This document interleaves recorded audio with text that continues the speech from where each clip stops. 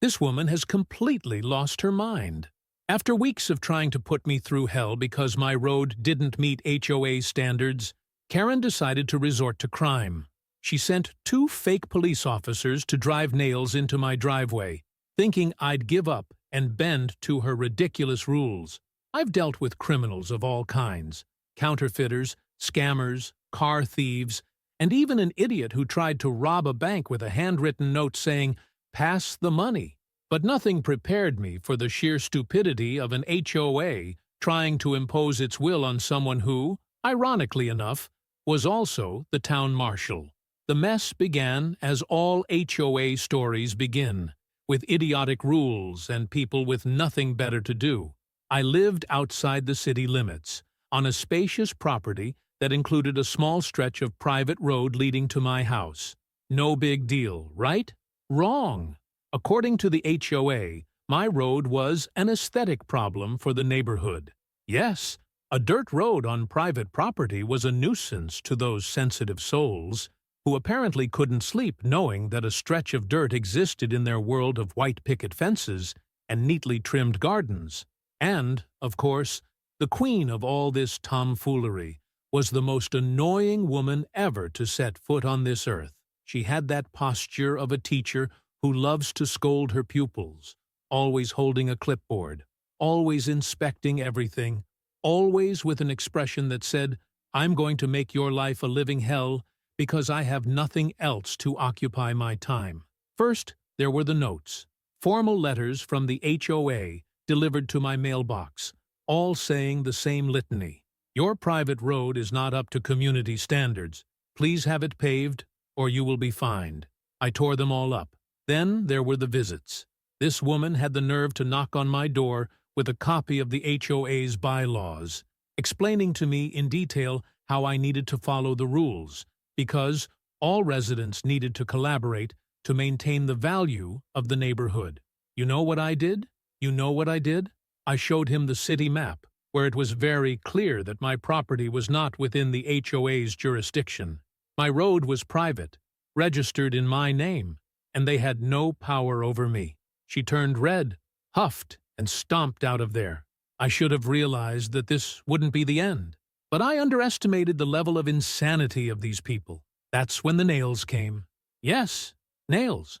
One morning, I woke up, had my coffee, took my car out, and ploffed. One of the tires went flat. Well, I thought, it happens. I went to change the tire, and while I was doing so, I noticed a strange glow on the road. I walked a few meters, and there were hundreds of nails scattered along the road, but not randomly scattered as if someone had accidentally knocked them over. They were arranged in a very strategic way, forming an invisible carpet of destruction for any passing car. Now, think with me. Any normal person would be annoyed. But me? I'm the deputy. And what happens when you make a blunder like that against the town marshal? You find out, in the worst possible way, that you've been playing with the wrong person. Finding nails in the road wasn't what made me angry. What made me bloodshot was the intention behind it. This wasn't just some bad luck or a case of a clumsy hardware truck. It was premeditated, calculated. Someone didn't just want to screw with my tires. They wanted to send a message. And frankly, I'd love it if that person had enough brains to know who they were messing with. But no, they messed with me. And the cherry on top of this cake of stupidity? The idiots who did it were caught red-handed. But calm down. Let's go in parts. I'm a simple man. If someone throws nails on my road, the first thing I do is look at the security cameras. After all, it's not like random vandals are out there sabotaging dirt roads in the middle of nowhere. I returned home, plugged in the system, and started reviewing the images from the night before. And what I saw almost made me spit out my coffee with laughter.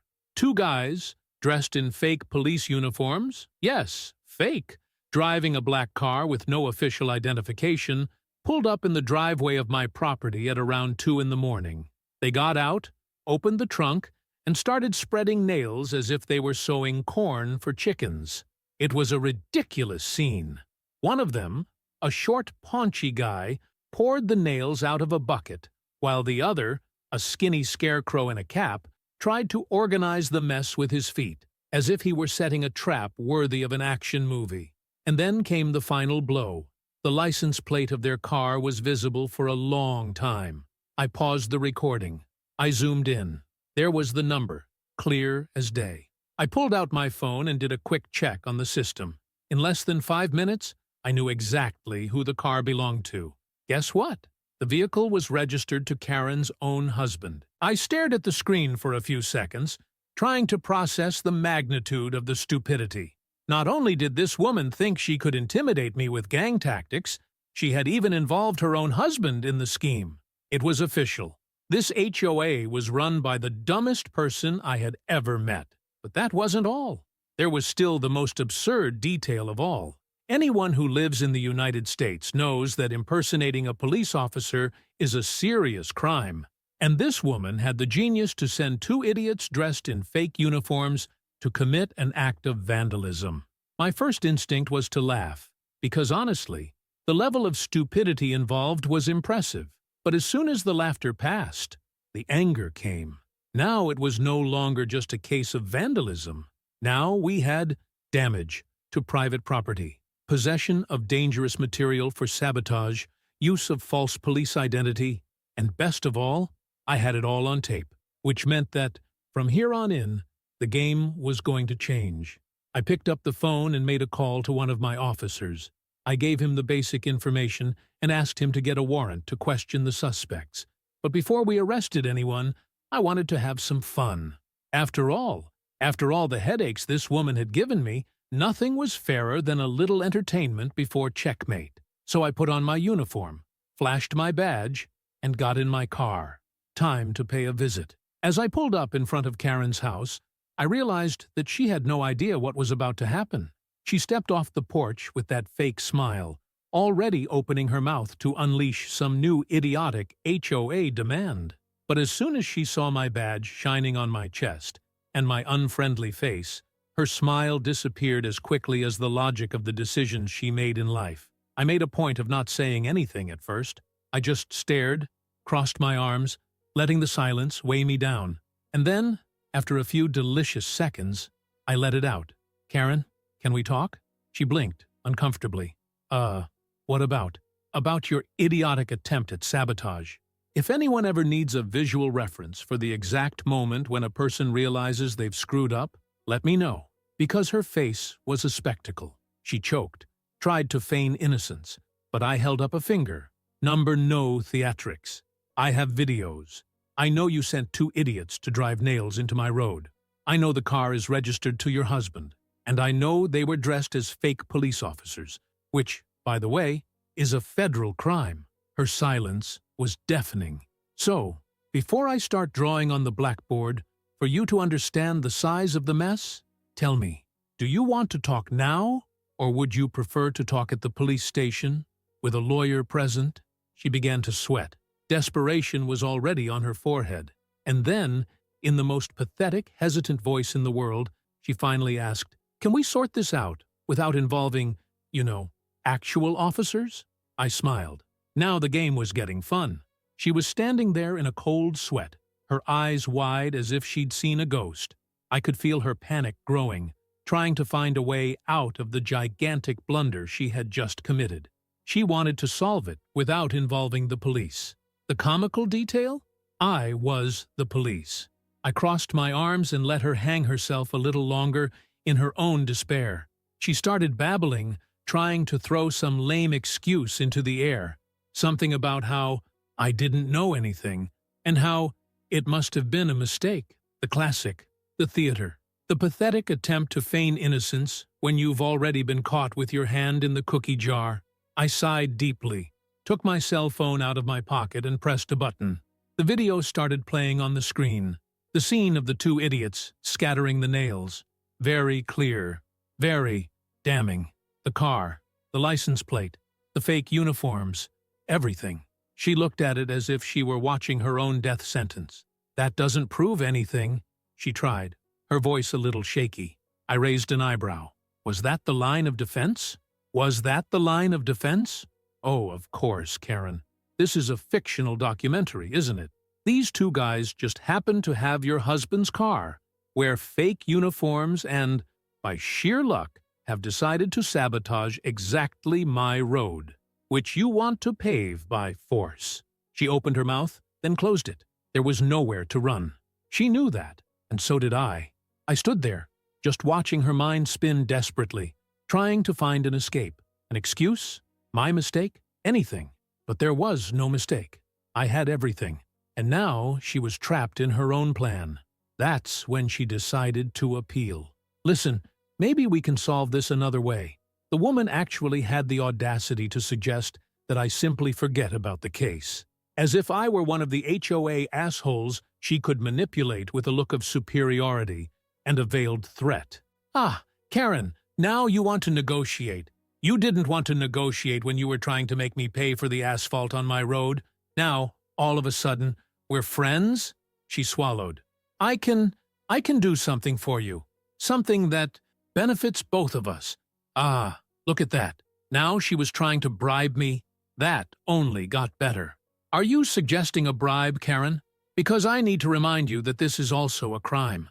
She went pale. No, I just meant that we can solve it in a more communal way." I rolled my eyes. This woman was sinking faster than a leaky ship. "Karen, there is no community way for a crime of this level. You sent two idiots to commit vandalism, sabotage, and police impersonation. If you thought this was going to go unpunished, I really don't know what world you live in." Despair was already turning into sheer terror. She looked around, perhaps hoping for a miracle, perhaps thinking that if she made a poor face, I would change my mind. But there was no way. I took a step back and faced her. "Here's what's going to happen. You're going to come with me to the police station right now. You're going to give your statement and confess everything. If you're lucky, maybe I'll recommend that the judge go easy on the sentence. This is absurd. It's absurd that you thought you could sabotage a deputy and get away with it. Now, walk." She continued to stand still, her eyes blinking rapidly, her brain clearly refusing to accept reality. Yen, I need to talk to my lawyer." I shrugged. "You can call whoever you want, but you're going to have to explain to him why you tried to screw over a policeman using two idiots in fake uniforms." She had no choice. She got into the car in silence, her face pale. Her husband appeared at the door, confused, asking what was going on. I just looked at him and smiled. "I think your wife has some interesting stories to tell." The scene was ridiculous. The man stood there, unresponsive, while I drove to the police station with his wife in the back seat. The game was over for her. And the most ironic thing?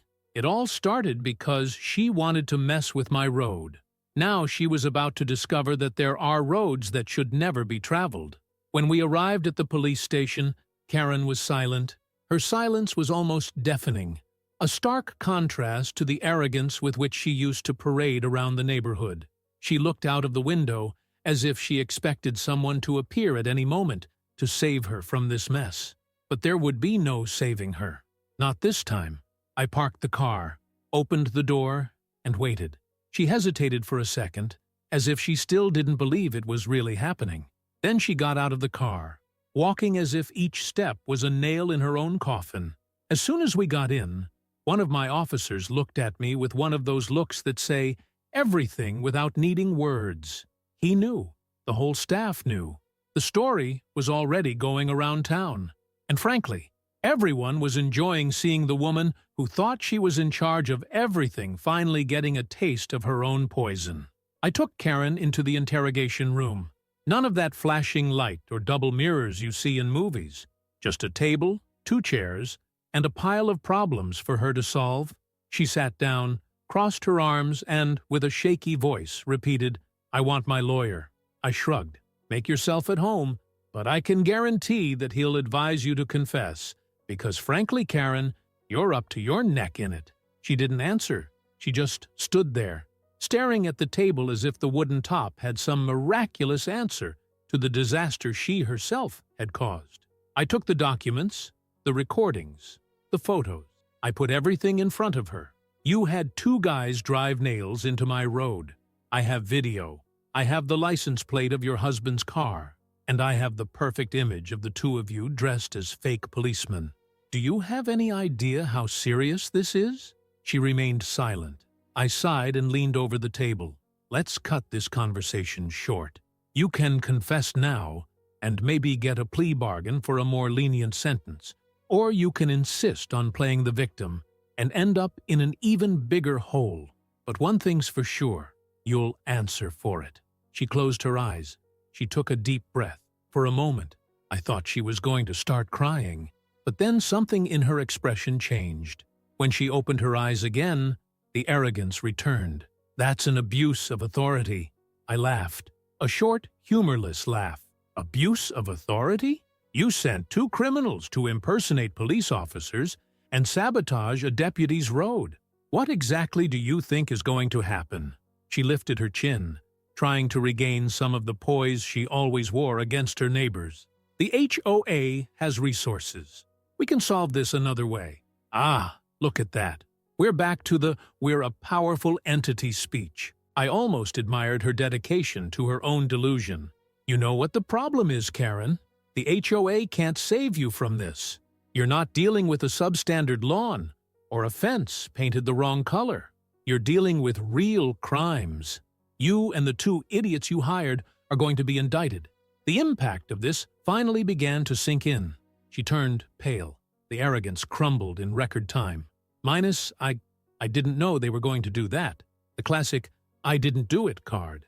I rolled my eyes. "Karen, for God's sake, do you really want me to believe that it was a coincidence that these two drove nails exactly into my road, after you'd been giving me hell for weeks, because you wanted to pave it?" She didn't answer.